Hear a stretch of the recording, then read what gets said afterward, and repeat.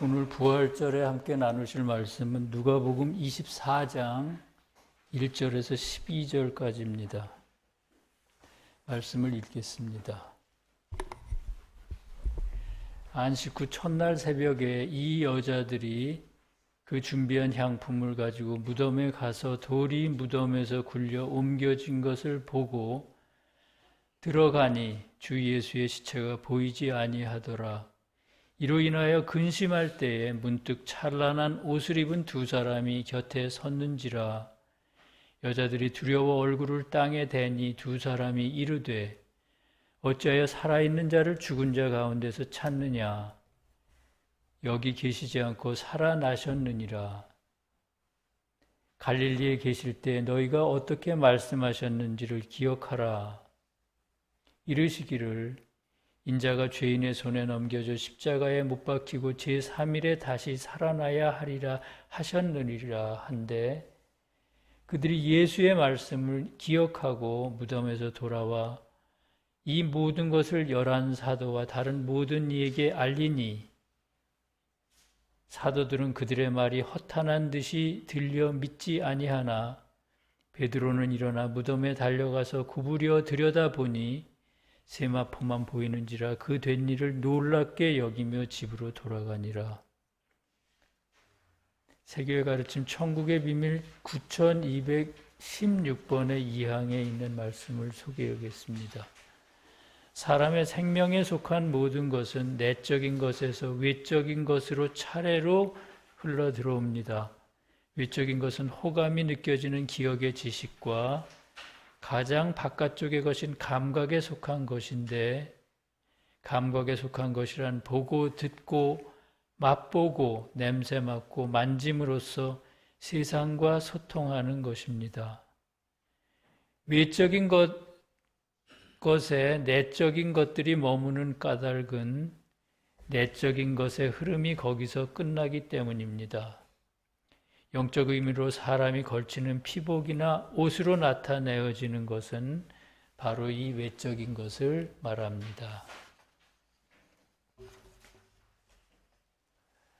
성도들과 함께 주님의 부활을 진심으로 축하하며 또한 감사와 영광을 주님께 돌립니다. 주님은 왜 세상에 오셔서 고난을 받으시고 죽었다 다시 살아나셨을까요?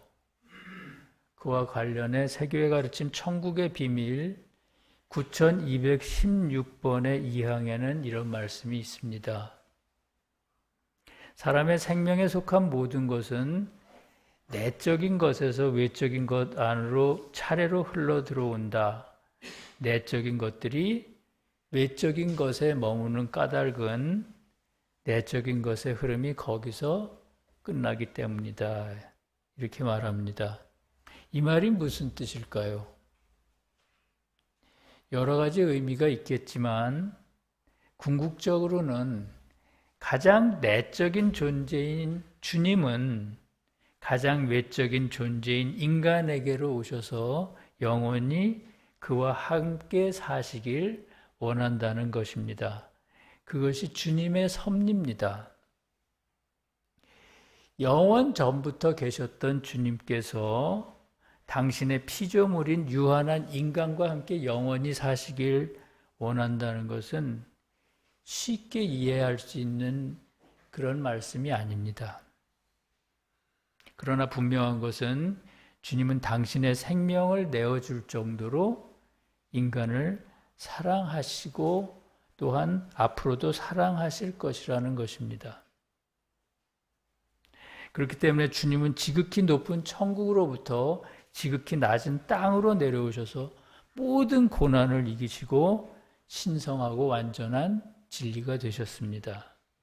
왜냐하면 그 진리를 통해서만 인간은 주님을 바르게 이해하고 사랑할 수 있기 때문입니다. 오늘 본문 1절은 완전하고 신성한 진리로 부활하신 주님을 처음 만나는 사람들의 모습을 다음과 같이 그리고 있습니다. 안식 후 첫날 새벽에 이 여자들이 그 준비한 향품을 가지고 무덤에 갔더라. 여기서 새벽은 주님과 주님의 나라가 임하는 때입니다. 좀 더 구체적으로 말하면 부활하신 주님이 완전한 진리로 인간들 앞에 모습을 드러내시는 때이고요. 동시에 그 진리를 가지고 낡고 불패한 교회를 심판하시고 새로운 교회를 여시는 때입니다. 그것이 바로 오늘 말씀에서 새벽입니다. 그때 여자들이 향품을 준비해 무덤으로 갔다고 했습니다. 여자들은 어떤 사람입니까? 진리를 사랑하여 참된 진리이신 주님을 받아들인 사람들입니다. 그러니까 심판 때 구원받을 사람이며 주님이 세우시는 새 교회에 참여할 사람입니다. 그런데 여자들은 살아계신 주님이 아니라 주님의 시신을 만나러 갔습니다.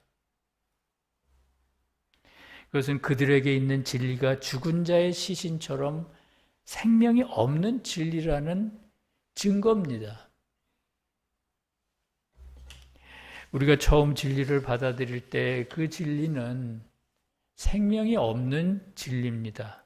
그 이유는 처음에는 진리를 그냥 믿기만 할 뿐 행동으로 옮기지는 않기 때문입니다. 그런 상태의 진리가 바로 죽은 진리입니다. 생명이 없는 진리입니다. 그런 의미에서 여자들이 향품을 가지고 주님의 시신에 바르는 것은 죽은 것 같은 진리의 생명을 불어넣는 최초의 노력이라고 볼 수 있습니다. 향품은 내적인 진리를 획득하기 전에 신앙인들이 소유하는 자연적인 진리, 이를테면 십계명의 문자적인 진리 같은 것을 뜻하기 때문입니다.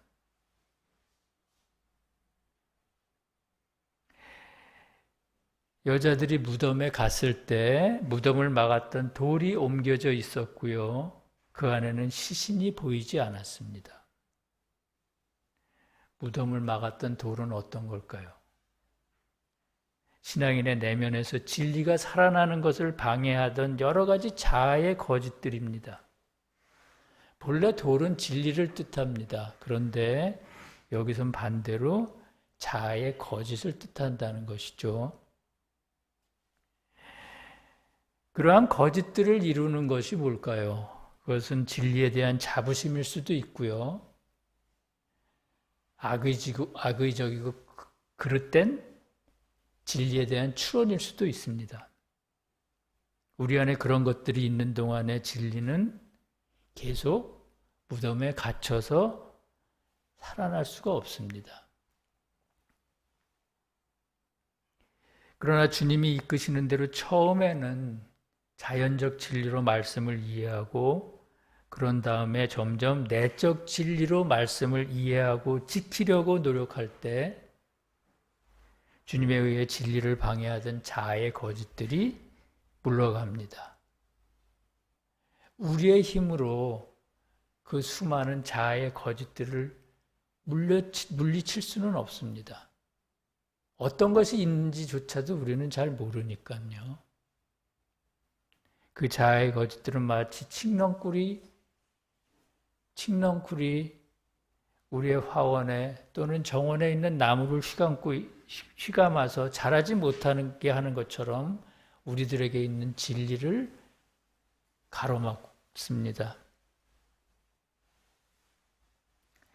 진리가 자라나가는 것을 방해하는 것이죠.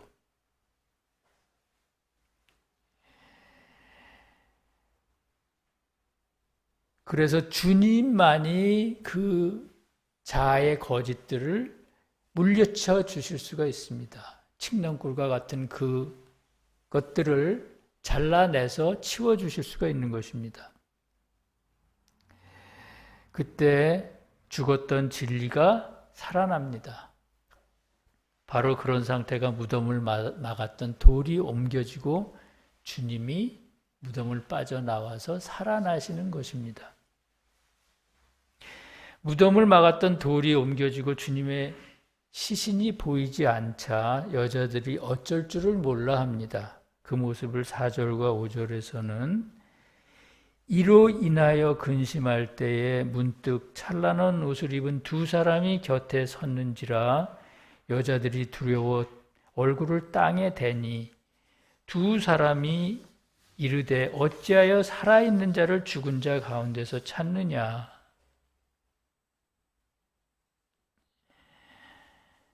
여기 계시지 않고 살아나셨느니라. 갈릴리에 계실 때에 너에게 어떻게 말씀하셨는지를 기억하라. 이렇게 말했습니다.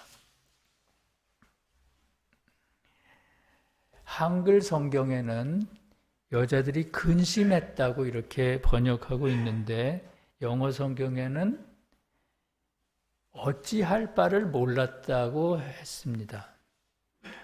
영어 성경에는 퍼플렉스 이렇게 표현을 하는데 그것은 어찌할 바를 몰라 했다는 뜻입니다. 그러니까 여자들은 일종의 공황 상태에 빠져 있다는 뜻이죠. 주님이 부활하셨는데 여인들은 어찌 기뻐하지 않고 공황 상태에 빠졌을까요? 그 이유는 첫째는 우리들의 내면에서 주님이 살아나시려면 자아에 속한 것들이 죽은 것처럼 돼야 됩니다. 그때 우리는 모든 걸 잃어버린 것 같은 그런 느낌이 듭니다. 그래서 여인들은 어찌할 바를 몰라 했다고 했습니다. 또 여인들이 그렇게 어찌할 바를 모르는 두 번째 이유는 진리가 살아날 때 처음에는 진리가 살아있다는 걸 전혀 느끼지 못합니다. 이전에는 내 생각대로 진리를 이해하고 그것을 진리라고 믿고 그걸 가지고 열심히 살았습니다.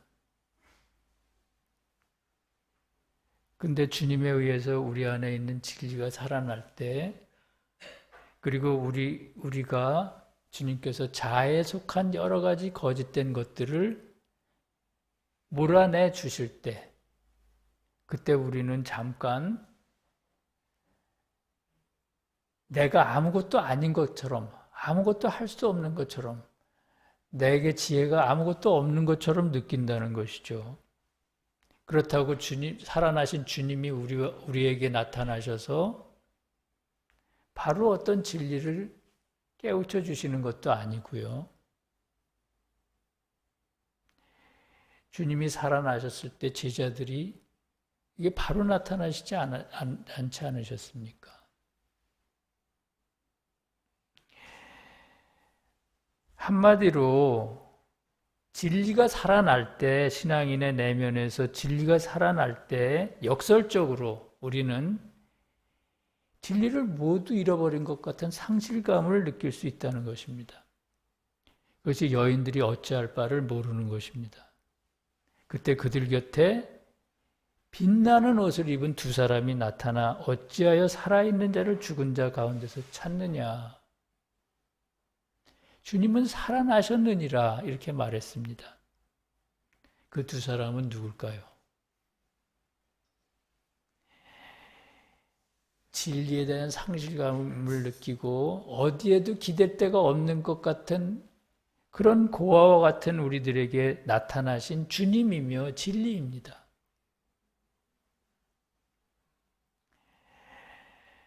주님은 그렇게 천사의 모습으로 우리에게 나타나셔서 우리에게 깨달음을 주십니다.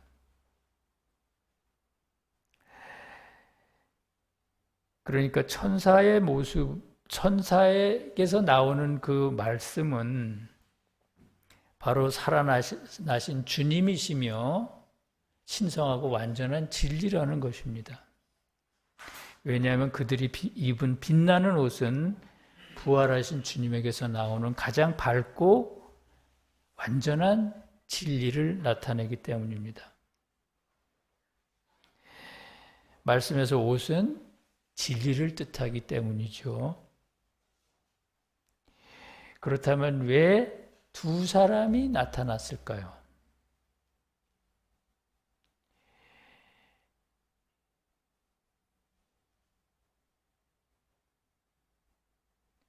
왜 말씀에는 두 사람이 나타났다고 했을까요?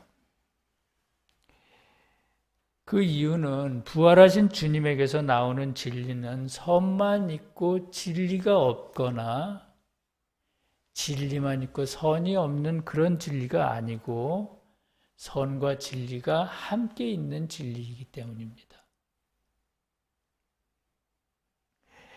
인간은 주님은 언제나 이렇게 선과 진리가 함께 있는 진리를 저에게 주십니다.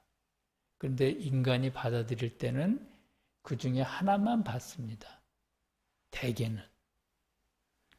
그러니까 선과 진리를 분리하는 사람은 항상 인간이라는 것이죠. 그렇게 주님에게서 나오는 진리는 선과 진리가 함께 있는 진리입니다. 그래서 말씀에서는 두 사람의 천사가 나타났다고 했습니다. 천사가 여인들에게 어찌하여 살아있는 자를 죽은 자 가운데서 찾느냐? 주님은 이미 살아나셨느니라 이렇게 말했습니다. 여인들은 주님이 고난을 당하시고 사흘 만에 다시 부활하셨다는 말씀을 주님에게서 이미 들었습니다. 그런데도 그것이 실제로 이루어질 것이라고는 전혀 생각지 못했습니다. 왜냐하면 그들의 신앙이 아직 자연적이었기 때문입니다. 직접 눈으로 봐야만 믿는 그런 신앙이었기 때문입니다. 그러나 천사들을 보고 완전한 진리인 천사들의 모습을 보고 여자들이 두려워 얼굴을 땅에 대고 엎드립니다. 신앙인들이 두려워하는 것은 말씀에 여러 곳에 나오죠.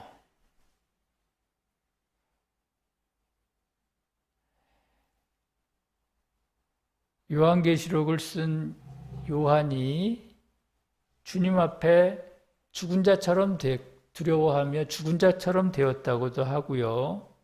그 밖에도 여러 곳에 주님이 나타나셨을 때 또는 주님이 천사의 모습으로 나타나셨을 때 두려워 떨었다고 또는 죽은 자처럼 되었다고 이렇게 말씀에는 여러 곳에 기록하고 있습니다.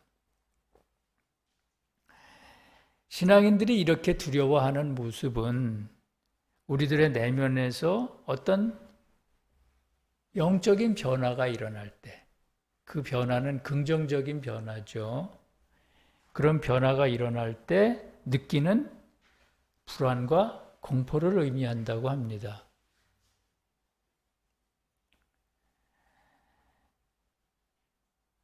신성의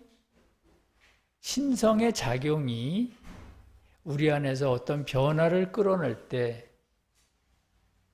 우리 불결하기 짝이 없는 인간은 그 신성의 움직임, 신성의 작용에 대해서 말할 수 없는 불안감과 두려움을 느끼는 것이죠. 그럴 수밖에 없지 않겠습니까?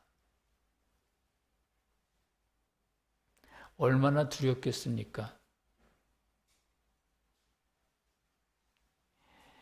그렇기 때문에 여자들이 두려움을 느끼는 이 두려움은 경건한 두려움입니다. 그렇다면 여자들에게 생겼던 내면의 변화란 어떤 것입니까? 그에게 있던 죽은 진리가 살아나는 것이고요.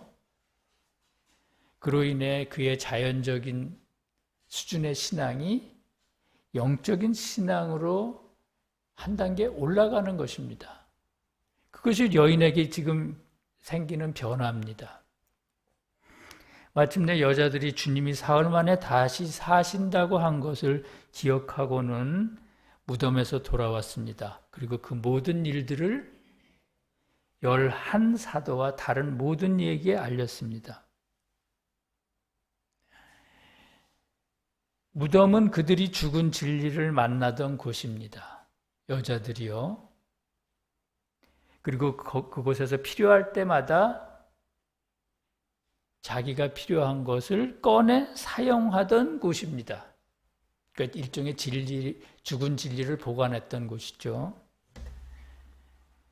이를테면 우리 안에 진리의 지식이 보관되어 있던 기억과 같은 곳이 무덤이라고 그렇게 이해할 수가 있습니다. 그런데 이제 진리가 완전히 살아났습니다. 그때 이제는 애써 그것을 찾을 필요가 없습니다. 살아있는 진리, 살아있는 주님이 우리와 함께 계시면서 그때그때 필요한 진리들을 공급해 주시기 때문입니다. 물론 그 주님께서 우리에게 공급해 주시는 것은 물론 우리가 기억 속에 보관되어 있던 진리 가운데서 주님이 그때그때 필요한 것을 꺼내서 우리에게 주시는 것입니다. 근데 그동안에는 그것이 내가 하는 줄 알았습니다. 어떨 때는 실제로 내가 하기도 했죠. 내 것이라고 생각하면서요.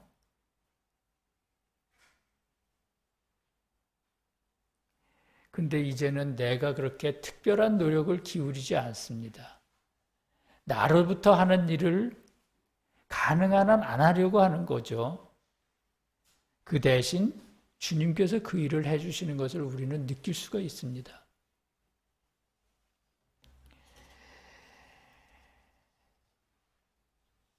살아있는 주님, 죽었다가 살아난 진리, 우리들의 진리, 그것을 통해서 우리는 매일같이 주님의 지혜를 느끼고 또한 얻을 수가 있습니다. 그것이 부활하신 주님이 우리에게 주시는 은혜입니다. 주님이 살아나셨다는 소식을 들은 사도들은 여자들의 말을 믿지 않았습니다. 그들 역시 아직은 자연적 신앙 안에 있었기 때문입니다. 그러니까 주님을 직접 보고 만져보지 않으면 믿으려 하지 않았던 것입니다. 그런 가운데 베드로가 무덤으로 달려갔습니다.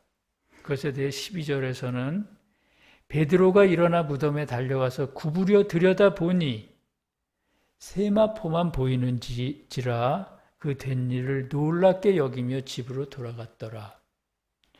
베드로는 주님의 제자들 중에서도 특별히 진리에 순종하는 사람입니다. 베드로란 의미가 바로 그것입니다. 베드로 또는 시몬이라는 이름이. 그렇게 진리에 순종하는 마음이 있었기 때문에 주님이 살아나셨다는 그런 진리의 소식을 듣자마자 급히 무덤으로 달려갔습니다. 그리고 몸을 구부려 무덤 안을 살펴봤습니다. 무덤으로 급하게 달려가는 것은 진리에 대한 뜨거운 애정을 나타냅니다. 그리고 몸을 구부려 들여다봤다는 것은 지극히 겸손한 마음으로 자기 안에 있는 진리를 돌아봤다는 뜻입니다. 우리가 진리를 대할 때, 그리고 주님의 말씀을 대할 때는 언제나 몸을 낮춰야 합니다. 그럴 때 진정한 진리가 보입니다.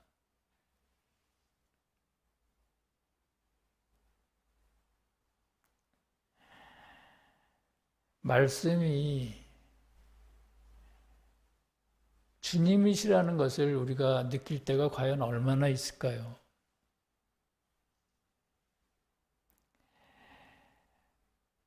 말씀이 주님이시라는 사실을 안다면 말씀을 읽을 때 다른 생각을 하기도 어려울 거고요. 내가 말씀을 아는 것처럼 생각하기도 어렵겠고요. 그렇지 않겠습니까?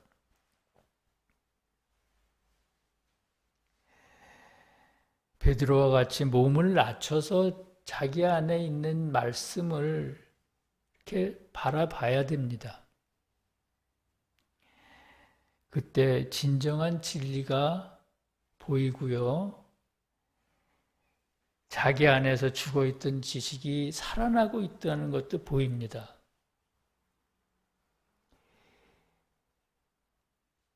아무 힘도 없던 것 같던 진리가 나의 마음을 움직여서 또는 의지를 움직여서 이전에 이룰 수 없었던 일들이 이루어질 수 있는 것 같은 그런 느낌, 그런 새로운 각오, 결심, 그런 것들이 생기는 걸 느끼는 거죠.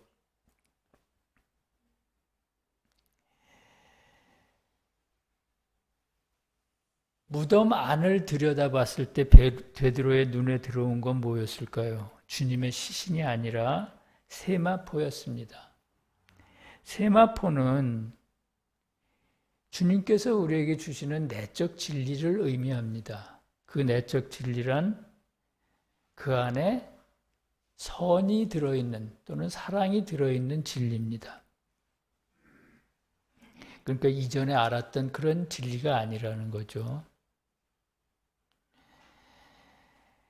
그러니까 베드로가 본 진리는 이전에 알던 생명이 없는 지식이 아니라 내적 진리였습니다. 그것이 바로 세마포입니다. 그제서야 베드로는 자신에게 있던 진리들이 완전하게 살아났다는 걸 깨달았습니다. 우리들의 내면에서 진리가 살아난다는 것은 눈먼 자가 눈을 뜨는 것 이상의 그 이상의 기적입니다. 세상 사람들은 물리적인 기적만 기적이라고 생각하죠. 그러나 그런 말이 있지 않습니까? 사람은 변하지 않는다는 말이 있지 않습니까? 태생적으로 가지고 있던 사람의 기질이 바뀐다는 것은 세상에 어떤 기적조차도 일어나기 어려운 기적입니다. 그런데 그것을 주님께서 이루어 주셨습니다. 누구에게요? 여인들에게 그리고 베드로에게 이루어 주셨습니다.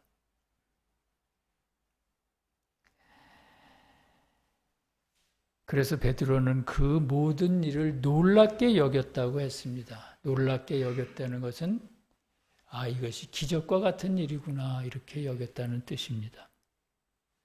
사랑하는 성도 여러분, 부활절을 맞아 다시 한번 주님께 감사와 영광을 돌립니다.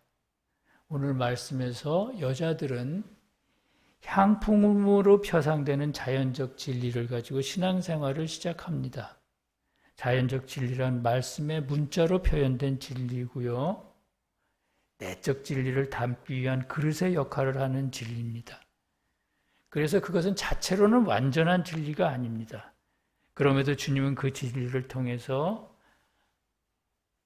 구원받을 수 있도록 구원에 필요한 모든 것들을 가르쳐 주십니다. 그러므로 처음에는 자연적 진리를 가지고 신앙생활을 시작하지만 점차 그 속에 내적 진리를 담아야 합니다.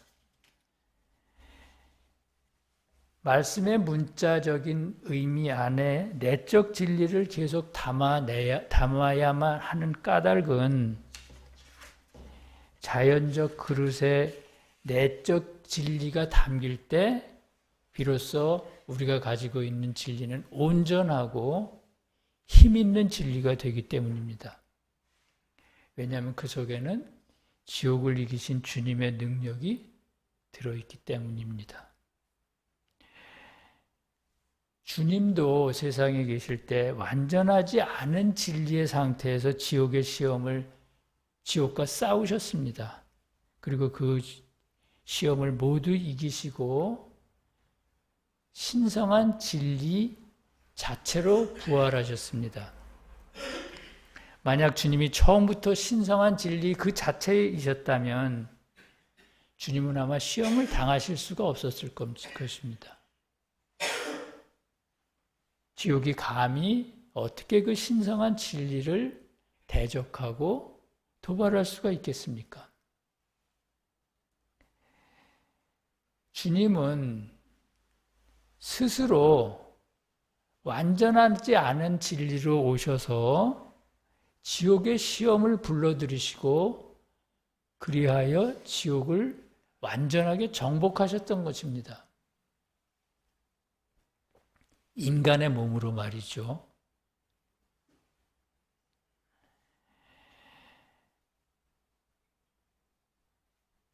그러므로 우리도 주님께 기대어 우리들의 진리를 매일 살리는 노력을 해야 되겠습니다.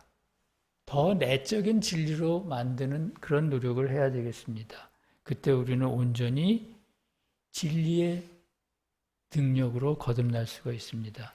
부활하신 주님의 은혜가 서울세교회 모든 성도와 이 진리를 사랑하는 모든 이들과 함께 하시기를 기도합니다.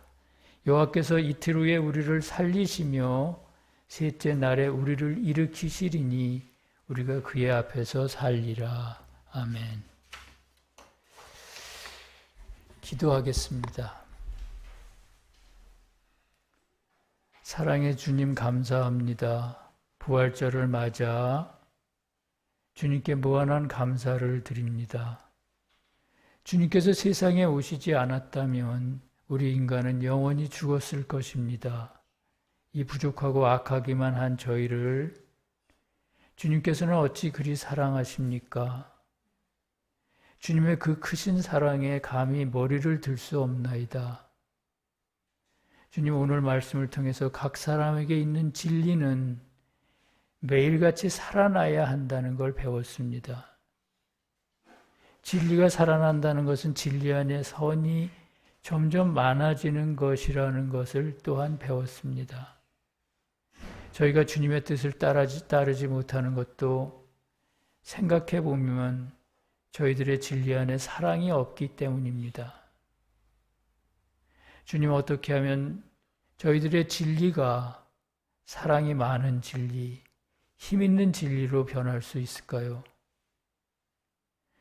주님, 저희 한 사람 한 사람에게 필요한 처방을 내려주시옵고 그것으로 매일 새롭게 태어날 수 있도록 인도하여 주시옵소서. 나라와 권세와 영광이 우리 주 예수님께 영원히 있사옵나이다. 아멘.